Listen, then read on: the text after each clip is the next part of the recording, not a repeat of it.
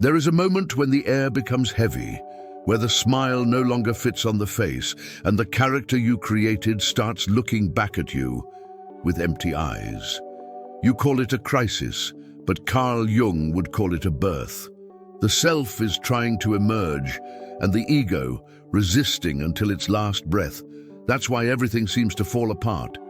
It's not life punishing you, it's the soul freeing you. People move away, dreams lose color, certainties are broken. Nothing else serves you, and that is grace disguised as despair. You are dying to what is small, to finally fit into what is real. If you feel like you're falling apart, but suspects that these shrapnel are the beginning of something bigger, sign up now. Here, awakening is not light or peace, it is surgical. Here, every word is a scalpel, and what cuts you is precisely what begins to heal. There comes a time when the soul begins to suffocate within its own skin. It's subtle at first, a discomfort, a silent nausea at the life you've built.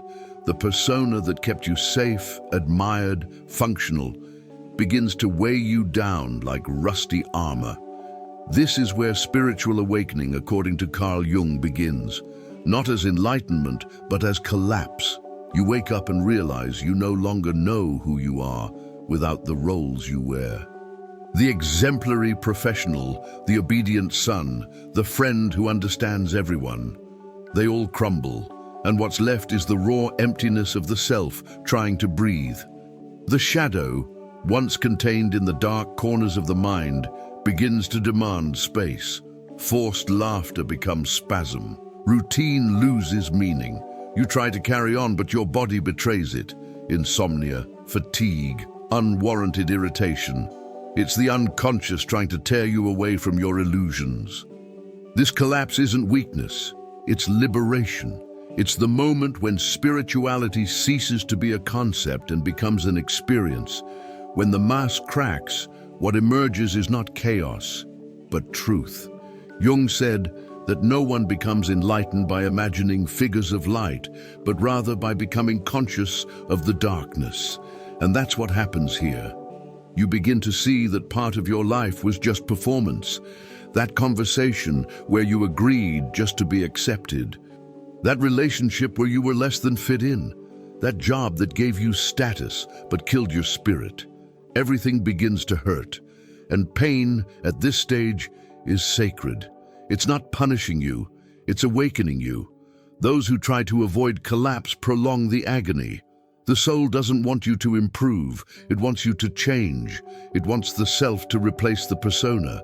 It wants you to feel the discomfort of bearing yourself before your own shadow, without filters, without speeches, without tricks.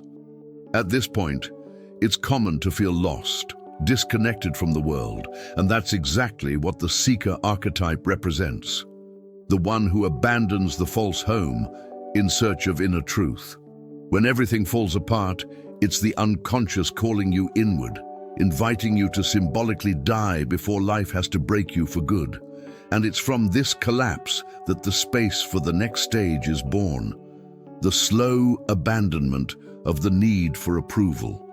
There comes a point when the applause starts to sound like noise. You suddenly feel like you can no longer live on validation. It's as if your entire body rebels against the old emotional dependence. Carl Jung called this a center shift, when the ego stops being the sun and the self begins to rise within you. It's subtle but profound. The praise that once nourished you begins to sicken you. The opinions of others, which once guided your decisions, begin to lose their weight. It's not disinterest, it's detoxification. It's the soul teaching you to differentiate love from a social contract. When you depend on the gaze of others to feel alive, you become a slave to broken mirrors. And true spiritual awakening is realizing that the reflection was never you. It was merely the reflection of the persona trying to exist. You begin to realize how much you sought approval disguised as kindness. How much you bent over backward to be accepted. how much you silenced yourself to avoid displeasing, and how much this cost you your authenticity. The shadow screams, and it screams with anger. Anger at being stifled, domesticated, molded to fit in. This anger is sacred. It's the self pushing you toward autonomy, toward a kind of spirituality that needs no audience. When you realize your worth doesn't depend on recognition, everything changes. You become dangerous. Because no one can buy you with approval or manipulate you with rejection anymore. It's when you become whole, even in silence, that the archetype of the inner master awakens. But this process is lonely. You'll feel a strange kind of withdrawal. The addiction to praise still throbs. The habit of pleasing still tries to return. And in these moments, your ego will beg you to return to your old role, to your social mask, to your comfort zone. Don't go back. Write, walk, meditate, read Jung, read Marie-Louise von Franz's The Way of the Self, but don't go back. Approval is too sweet not to be poison. When the self begins to guide, what once made you feel loved begins to sicken you. And this is the hardest part, realizing that you no longer fit into environments that celebrate the false. And it is here, in this newfound emptiness, that the next test arises, the collapse of the desire to be special. There's a poison disguised as virtue, the need to be special. It's the spiritual ego disguised as enlightenment. Carl Jung warned that during the process of individuation, the ego tries to infiltrate even the pursuit of spirituality. It dresses up in new clothes, talks about energy, consciousness, awakening, but deep down, it wants to be seen as someone who gets it. This is the most subtle trap along the way, spirituality used as a performance. The higher self becomes a character, and the real human being, imperfect, contradictory, alive, is locked back in the shadows. This is where the true collapse begins, realizing that even your search for light was a disguised form of vanity, that even your love of truth carried the secret desire to be the most awakened in the room. And when that realization sinks in, it hurts more than any rejection. Awakening doesn't make anyone special. It makes you human again, and that's brutal. Because being human means feeling, making mistakes, wavering, loving fearfully, and still continuing. The archetype of the wise man isn't one who accumulates answers, but one who learns to live with questions. When you let go of the burden of being different, something aligns within you. Spirituality ceases to be a stage and becomes the ground. You begin to converse without trying to teach. You begin to help without needing to be the savior. And when someone calls you enlightened, everything in you laughs because you know the true self doesn't need that title. It is like a tree. It blossoms in silence, requiring no witnesses. But the ego doesn't give in easily. It will tempt you with subtle compliments, with comparisons, with the temptation to be the chosen one. It will whisper, "You're more conscious than others." And that's when the test reveals itself. The more you try to be special, the further you become from your essence. Liberation begins when you allow yourself to be ordinary, but ordinary with presence, with truth, with soul. This is true individuation, being who you are without needing to prove anything. When you stop seeking prominence, you discover something rare, the peace of simply existing, and it is from this silent serenity that the next step is born, the end of staged happiness. There comes a time when the smile starts to hurt, when the forced laughter turns into a spasm and the positive words sound false even to the person saying them. This is the point where the mask of light cracks. Carl Jung said, "There is no enlightenment without traversing one's own darkness," and here, that truth is embodied. The spiritualist who tries to appear calm all the time, the therapist who disguises pain with mantras, the seeker who runs away from any negative emotion, all end up trapped in the same theater, that of performative happiness. It's the ego disguised as wisdom, the spiritual persona controlling even suffering. But the self doesn't want purity, it wants wholeness. And wholeness includes chaos, anger, loss of faith. The soul wants to feel, not act, and when it realizes it's playing an enlightened character, it begins to sabotage the script. You feel it in the details, the tired body, the tight chest, the emptiness even after meditation. It's the unconscious calling you back to reality, to humanity, and this call is brutal because it demands that you look at yourself without the filter of showcase spirituality. It forces you to admit, I still suffer, I still make mistakes, I still have a shadow. And instead of being a failure, this is a rebirth. Jung said that the soul cannot tolerate prolonged falsehood. Sooner or later, it implodes the farce. The emotional breakdown, the crying for no reason, the crisis of faith, all of this is the psyche purifying you of the ideal of perfection. The truly spiritual is not what appears centered, it is what endures its own disorder without running away from it. When you accept that being bad is also spiritual, something changes in your inner structure. You stop fighting the darkness and begin to inhabit it. And in this space, the shadow ceases to be an enemy and becomes a teacher. The persona loses power and the self begins to breathe. You realize that pain doesn't need an explanation, only presence. And this kind of truth isn't shared on social media. It's lived in silence. Real happiness has no face, it has depth. And it is precisely in this depth that certainties begin to crumble, paving the way for the next crossing. The crumbling of knowledge, the collapse of convictions, the plunge into the mystery that comes when nothing is certain anymore. There comes a time when the ground crumbles, and what once gave you security begins to seem like a lie.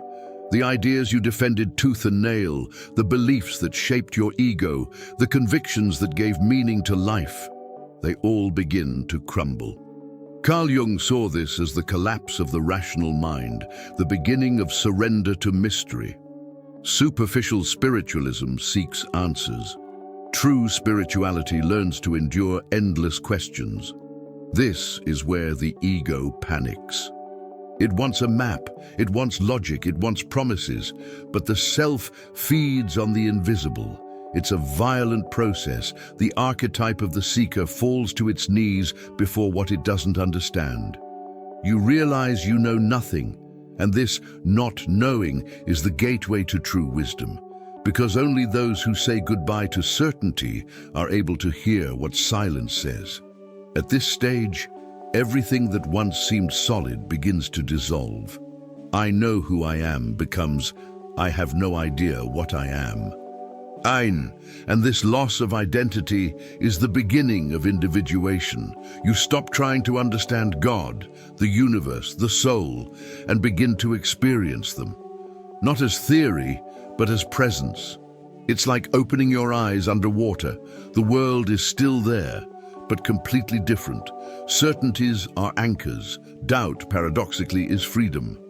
Jung saw the truly wise person as one who accepts the coexistence of opposites, who can have faith and doubt in the same heart, who can act without knowing, love without guarantees, continue without a destination. This is the most difficult leap, the leap without ground, and the mind struggles. It wants to rebuild the old temple of reason. It wants new answers to replace the old ones. But the soul doesn't want replacements. It wants space. This is why loneliness increases. You no longer fit into old conversations, nor into old beliefs. All that remains is the rarefied air of uncertainty. But this air is pure. It is in this emptiness that the self begins to breathe freely, without dogma, without control, without the need to be right. And when you finally accept that there is no ground, you discover something unsettling. You don't fall, you float. And it is in this state of surrender that the next step begins, the moment you abandon the role of victim and take ownership of your own story. There comes a time when blaming others gets tiring, more tiring than the trauma itself. Victimhood is sweet at first. It gives you reason, it gives you identity, it gives you a story to justify the pain. But there comes a point when this sweetness rots. Carl Jung said that the unconscious doesn't want you to be right, it wants you to awaken. And awakening means realizing how much you also participate in the pain that hurts you. It's hard to admit this, to say that, somehow, you also fed the pattern. That you remained in toxic bonds out of fear of loneliness, that you repeated behaviors you hated, that you rebuilt prisons with your own hands. But this is the price of freedom. True spirituality doesn't give you solace, it gives you a mirror. And this mirror shows both the victim and the perpetrator within you. At this point, the shadow becomes brutal. It forces you to look at what you've denied for years, the unconscious pleasure of being wronged, because pain also gives power. It gives attention, it gives control, it gives a distorted form of importance. Jung called this identification with the wound, when the trauma becomes the center of the self. And while this happens, you don't live, you just react. Spiritual awakening demands that this structure collapse. You begin to see that blaming others is a way of not growing, that forgiving isn't absolving, it's liberating yourself. It's saying, I will no longer carry the burden that isn't mine. This kind of forgiveness is an internal revolution, not a moral gesture. It's the soul tearing off the invisible chains it helped to forge. But be careful, the ego will try to disguise the old victimhood with spirituality. It will say, I attracted this to learn, but it will still be blaming itself. True liberation is not rational, it is energetic. It is when you feel you no longer need to narrate the pain, it simply dissolves. You stop defining yourself by what happened to you and begin to move toward what you want to create. It is the transition from why me to why not me. This leap of consciousness transforms the wound into strength, and it is precisely when pain becomes wisdom that the next obstacle appears, the most subtle and insidious of all, false spirituality. The one that promises transcendence while distancing you from your own humanity. This is the most dangerous point of the journey, the moment when the ego dons a white robe and speaks on behalf of the soul. Carl Jung warned that the unconscious is cunning. When the ego realizes it is going to die, it tries to disguise itself as spirituality, and you begin to confuse escape with transcendence. Meditation becomes anesthesia. Gratitude becomes denial. Everything happens for a reason, becomes an excuse not to feel. It's the archetype of the wise being hijacked by the spiritual persona. You repeat beautiful phrases, but no longer live any. You avoid conflict, but suffocate the truth. You speak of unconditional love, but are afraid to face your own hatred. This is the golden trap of the path, believing that to be enlightened is to not be human. The self, however, wants the opposite. It wants you to step down from the altar and return to the flesh. True spirituality doesn't remove you from the world. It throws you deeper into it. It forces you to feel what you've avoided, to face your body, your desire, your fear, your anger, your loneliness. Jung said that the sacred manifests itself in the profane, and that trying to live only in the light is to mutilate half of your soul. When you stop running from the dark, you discover that the shadow is also divine. That anger has wisdom, that desire has direction, that fear is a compass. And at that moment, spirituality ceases to be a concept and becomes an incarnation. You no longer speak of energy, you vibrate presence. No need to quote Jung, you become the very living symbol of individuation. Awakening ceases to be a discourse and becomes a way of being in the world. But this fall is humiliating because it forces you to admit that you used the light to avoid diving, that you used mantras to fill holes that needed to be cried out, that you hid behind the "We are all one" slogan to avoid dealing with difference, with limits, with humanity. And it is precisely by accepting this shame that something begins to purify itself. The self descends from its pedestal and steps into the mud. The soul returns to the body. And in this return, you paradoxically realize yourself more whole. Because the truly spiritual is that which bleeds and yet keeps its heart open. And it is in this exposed heart that the next challenge arises, the solitude of awakening and the slow return to communion with the world. Once the mask falls, silence arrives. And it's not peace, it's desert. You become a stranger among the ancients. Conversation seems superficial, people seem distant, and the world excessively noisy. Carl Jung called this the solitude of the self, the period when the spirit withdraws from everything that doesn't resonate with its new vibration. It's painful because you feel like you've lost the language of the collective. Spirituality at this stage doesn't make you feel enlightened. It makes you feel isolated. But this solitude is initiatory. It's the archetype of the hermit walking through the ruins of the old persona, carrying only the lantern of consciousness. And it's in this journey that something begins to reveal itself. Solitude didn't come to punish you, it came to cleanse you. To teach you to be with yourself, without performance, without audience, without noise. During this phase, the spiritual ego tries to return.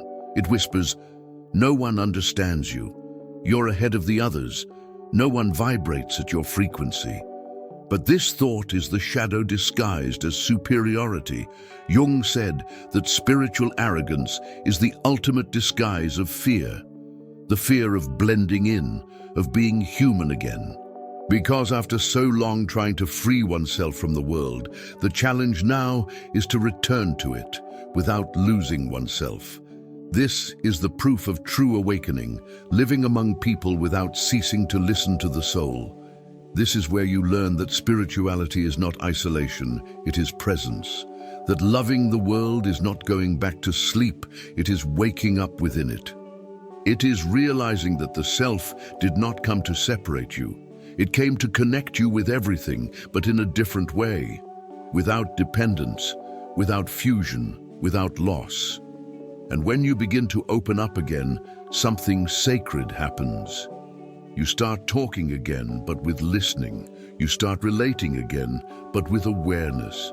You start loving again, but without begging for love. Individuation reaches its most mature point when the awakened human being returns to the village, not as a guru, but as a mirror. True communion is not that of equals, but of wholeness. And it is in this re-encounter with the world that the cycle closes and begins again. Because when you realize that nothing needs to be forced, that everything releases in its own time, you begin to understand the ultimate secret of this path. Liberation through letting go. Everything you fought to hold on to begins to slip away. The people, the certainties, the roles, the stories, nothing holds together anymore. At first it feels like loss. Then you understand it's purification. Carl Jung said that the self can only emerge when the ego surrenders. And surrender isn't giving up, it's stopping forcing what no longer belongs. The ego wants control, the self wants flow. It's like trying to hold water with your hands. The tighter you squeeze, the more it flows. Letting go is a spiritual act because it requires faith without guarantee. It's allowing life to carry you without knowing its destination. It's dying a little every day so that something truer can be born. And this requires courage because the ego confuses letting go with losing. But what the self wants to teach you is that nothing truly yours can be lost, only return to the source. Letting go isn't passivity, it's trust. It's saying yes to what comes and goodbye to what goes. It's ceasing to negotiate with the universe. When you let go, the energy that was previously used to sustain the false begins to fuel the real. It's at this point that individuation blossoms, when you stop resisting your own nature. Jung called this the synthesis of opposites, the moment when shadow and light, human and divine, fear and faith embrace within you. Letting go is this embrace.